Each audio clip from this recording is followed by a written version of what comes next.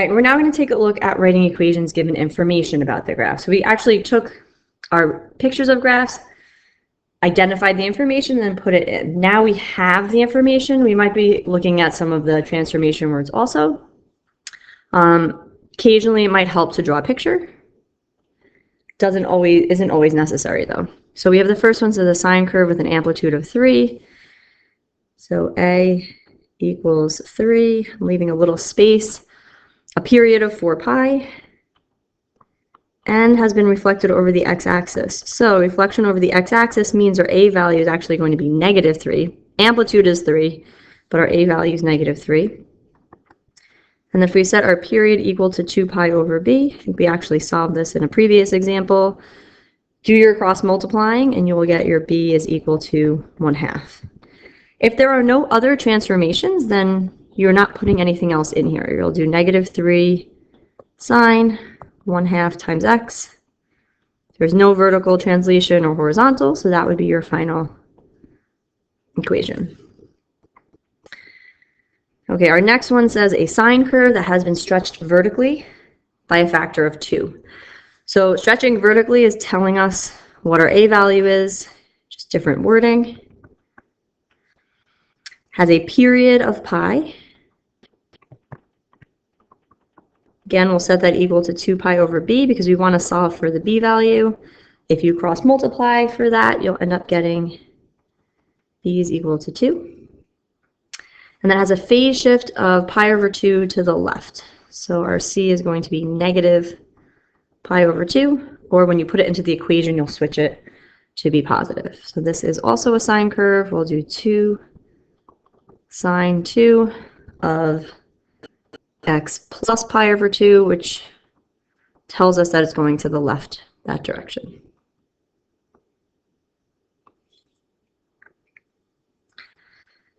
Next one, a cosine curve with an amplitude of 1, a period of 2 pi. I didn't even write down the amplitude of 1 because we don't need to put anything in front of that. In fact, our b value is also 1, if you think about it. You don't really have to write that out. And then it's translated 3 units up, so that's going to be our d value will be a +3. So for this, I'm not going to put 1 cosine 1x. I'm just going to put cosine of x and then +3. Technically, you don't really need the parentheses around the x, but I like to put them so that you don't think that the +3 is part of a horizontal translation. And then we're going to do a quick revision on the next one just to make it, still not perfectly correct in English, but it should say shrinks horizontally rather than stretching because it's a factor of 1/4. So cosine curve with an amplitude of 5 that is reflected over the x-axis, so it will be negative, shrinks horizontally by a factor of 1/4, and is shifted vertically down 1. So our A value is 5, and then also we're going to throw a negative in front because of the reflection. The horizontal shrink by a factor of 1/4. What I would do is it's shrinking the period. Now, some of you will just flip that value over because you'll remember what you did from last year, but if you think about, we're shrinking the period, so I'm going to take the 2 pi, multiply it by the 1/4. That's going to give me pi over 2 for my new period. And then if I set that equal to 2 pi over b and solve, I get 4 pi is equal to pi times b. So we just end up getting 4, which technically is the reciprocal of this. So if you want to remember the reciprocal aspect, you can totally do that, but sometimes just understanding and actually doing the shrinking on the period may work for some of you.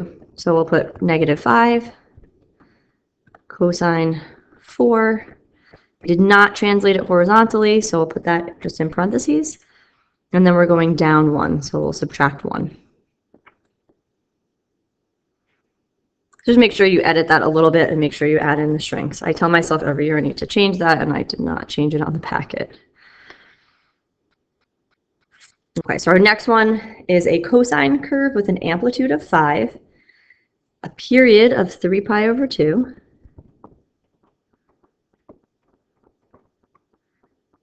it should say, and a phase shift of pi over 4 to the right.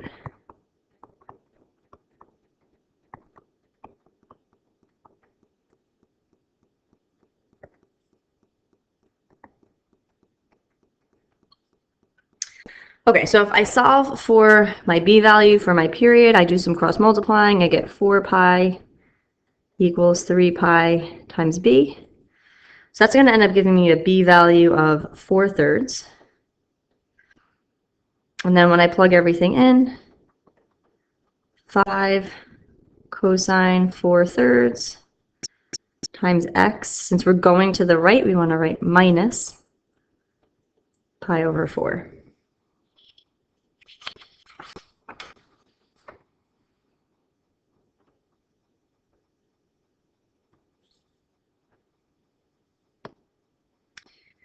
And then our last example is a little different because we have a starting equation and then we're applying transformations to that. So we're not just starting with an original sine or cosine curve. So I'm going to pull out some of those transformations, especially the ones that are going to be impacted. So we have this equation. We're going to do a vertical stretch by a factor of 2. We already have an amplitude of 4, so we're going to multiply that amplitude by 2 to get 8. Our b value is 2. We're not changing that, so that's going to stay. Our current c, or phase shift, is pi over 3 to the right. So I'm going to pull that out as a positive pi over 3. And then because we're translating right pi over 6, I'm going to add pi over 6 to that. We need to do a little common denominator work.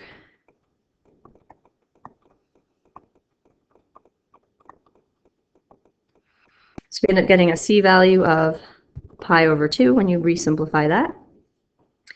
And then our d is minus 1, so currently is going down 1. We're going to translate up 4, so we'll add 4 to that. And we'll get a new vertical shift of 3. So now I can plug all of that back in. 8 sine 2 x minus pi over 2. We're still going to the right because we just added more direction there. And then now we're going up 3 instead of down 1.